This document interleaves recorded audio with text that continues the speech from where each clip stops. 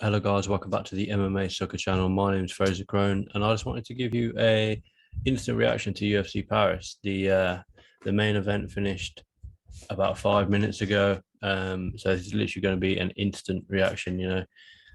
Me and Tim will be back on Monday to break down the card in a little bit more detail. I'll go back and watch the fight a number of times, and I'd like to give you a little bit of analysis on that, and obviously then we'll look ahead to UFC 279 that goes down next weekend, a week today. But yeah, UFC Paris. Caveat: I haven't watched the whole card. I've been at work all day, and I luckily I got home in time to watch the co-main event and the main event. So they're the two that I'm going to be talking about. I know the results. Great result for Nathaniel Wood. And a lot of finishes is dotted around the card as well. So yeah, I look forward to breaking that down with Tim on Monday. But co-main event and main event, Whittaker, official decision. Robert Whittaker defeated Marvin Vettori 30-27, 30-27, and 29-28. In a word, in a sentence, Whittaker was just too good, too fast for Marvin Vettori. He had, in my notes, I've written down that he had different counters for every one of Marvin's attacks. Sometimes it would be that, patented left lead sort of swinging overhand hook that we saw him throw a lot against Ciryl Adesanya in their first fight. Sometimes it would be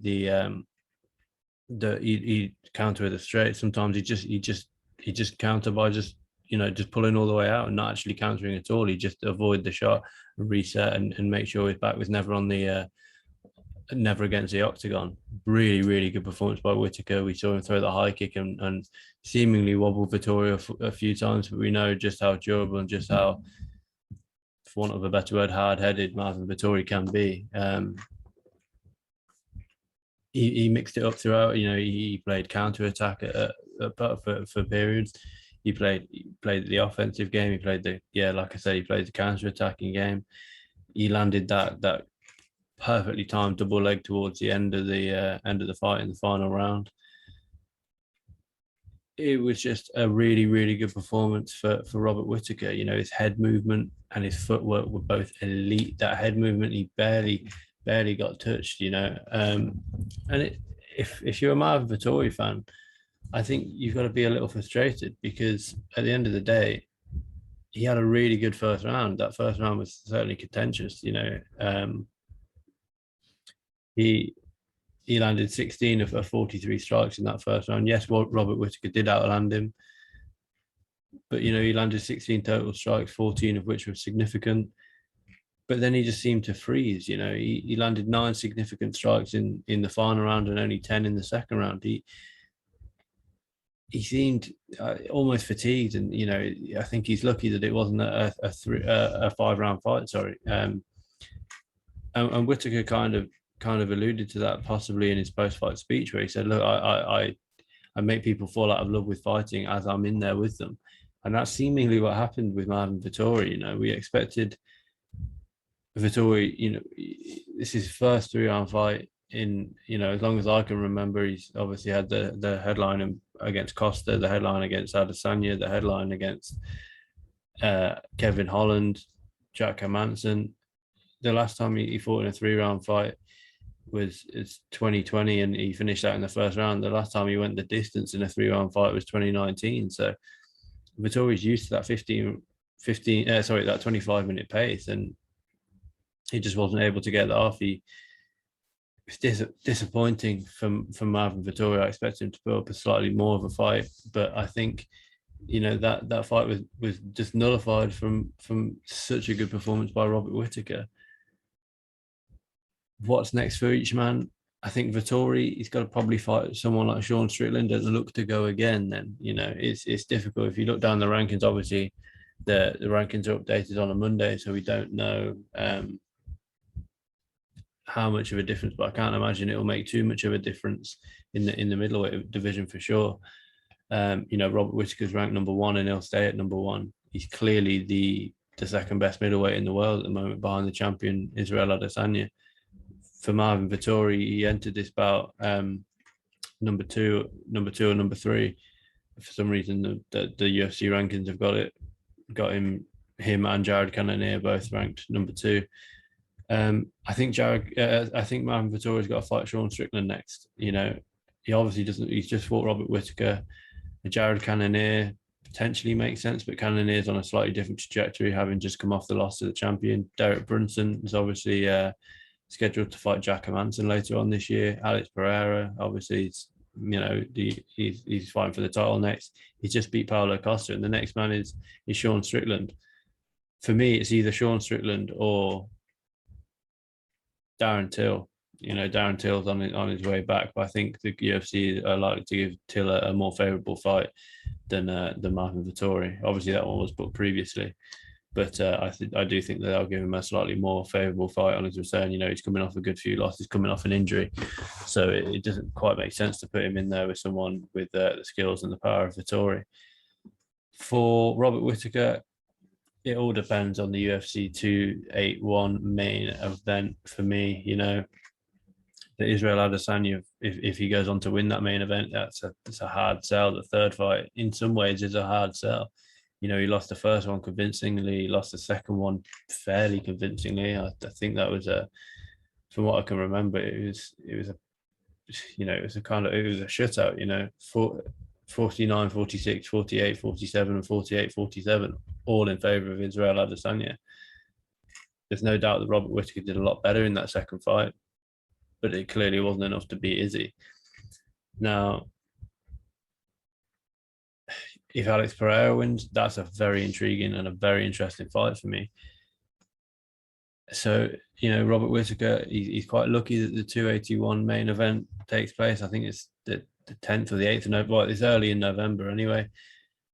And we know that Robert Whittaker's not the most active fighter on the roster, so that probably works out for his timeline quite well. You know, he'll find out who the winner of that is. And, you know, he said that he wants the belt back in his post-fight speech. And like I say, it all depends on Israel Adesanya versus Alex Pereira. If Izzy wins, I think Whittaker then has to go on and win another 1 or 2 fights. If Alex Pereira wins, unless they do a rematch with Israel Adesanya or the fight's close, I think that's probably the fight to make, Alex Pereira versus Robert Whittaker for the belt. And that would be, like I say, a really interesting and entertaining fight.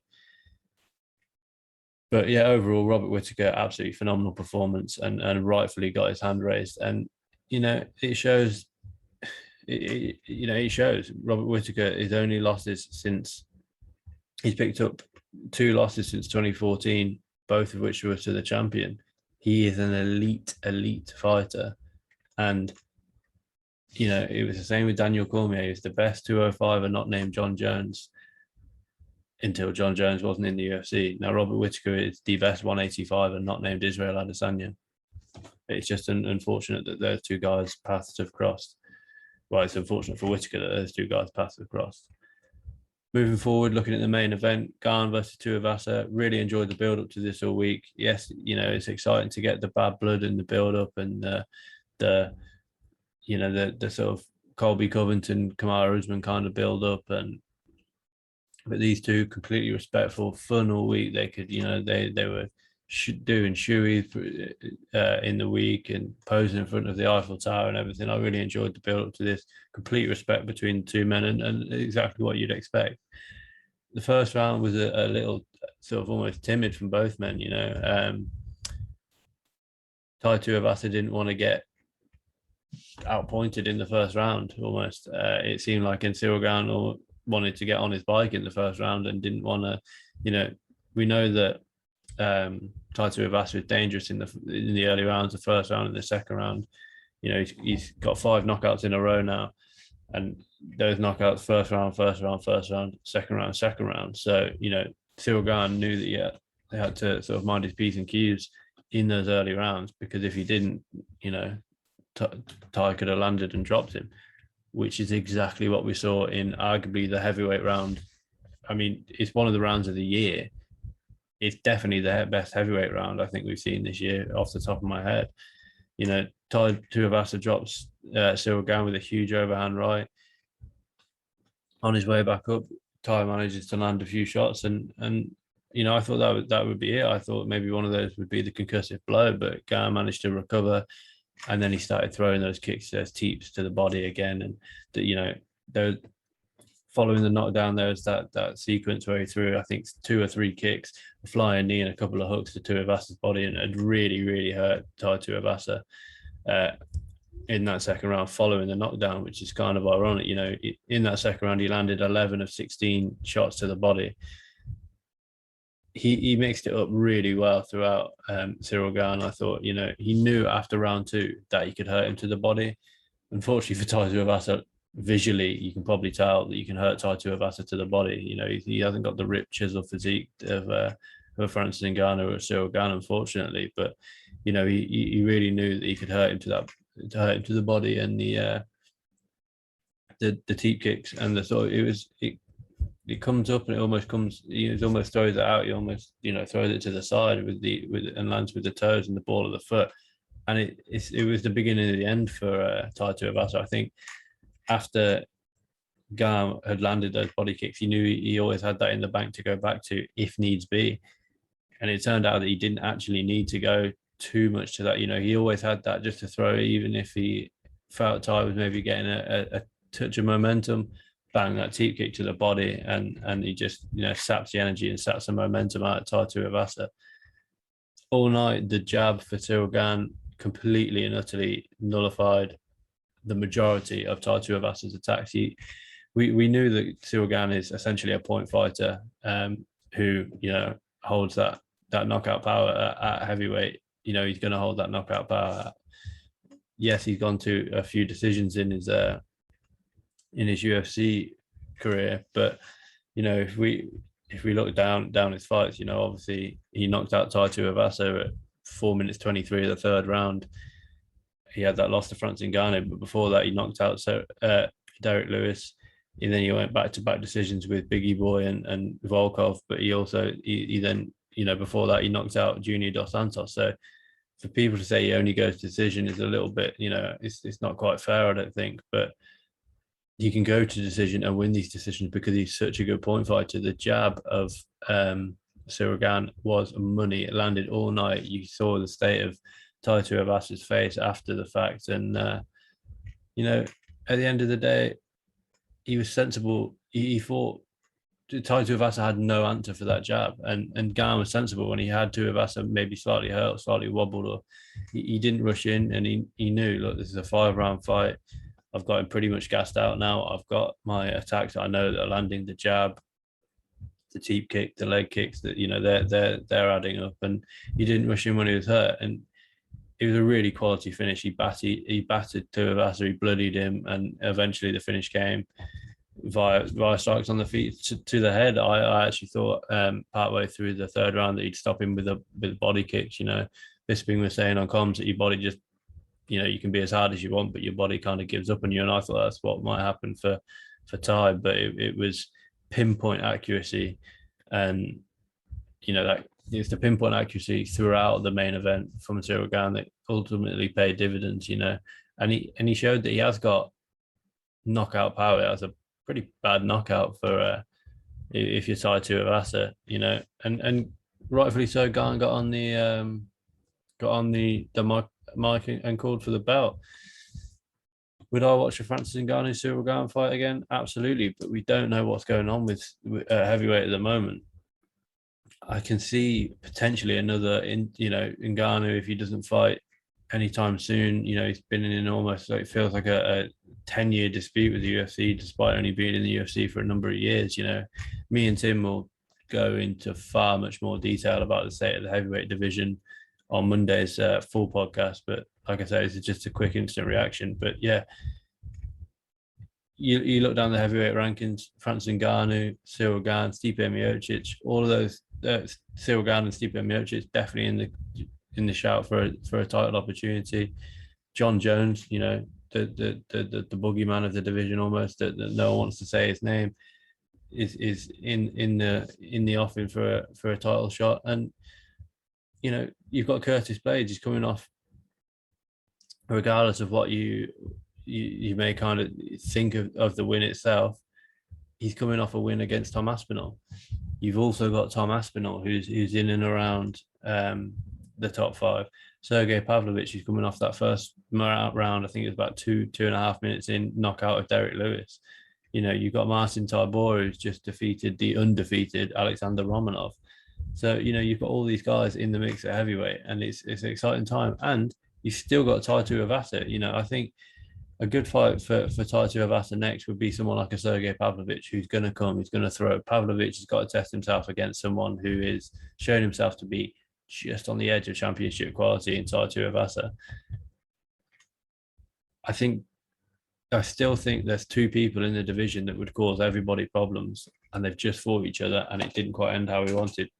Tom Aspinall, who everyone knows if you regularly listen to the podcast, that I'm a huge fan of, and I think he's the real deal. And Curtis Blades. The reason for that is that wrestling.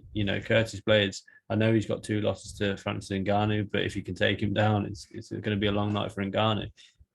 Ciryl Gane, we didn't really see anything of his wrestling in this fight because Tai Tuivasa is not that kind of fighter. But if he fights Curtis Blades, you better believe that he's got to work on his takedown defense. And it's an exciting time for the heavyweight division because we've got so many. Gone are the days where it's DC versus Stipe with a little sprinkle of Derek Lewis in there. And gone are the days where the belt is constantly chopping and changing. You've got one champion at the moment, Francis Ngannou, but luckily you've got multiple. I think we're going to go back to Stipe Miocic set the record for most consecutive title defenses at heavyweight. I don't think that record's going to be broken for a long time because you've got Francis Ngannou, Ciryl Gane, Stipe himself, John Jones, Curtis Blades, Sergey Pavlovich, Tom Aspinall. It's a really exciting time for the UFC heavyweight division. But, on this fight, Gane called for the belt like he should. Really, really good performance by Ciryl Gane, and kind of what we expected, really. Just being able to dominate with almost like a point fighting style, and fair play. Do what works. Like I said, I haven't seen the whole card. I'll catch up with the whole card, tomorrow, and we'll break it down.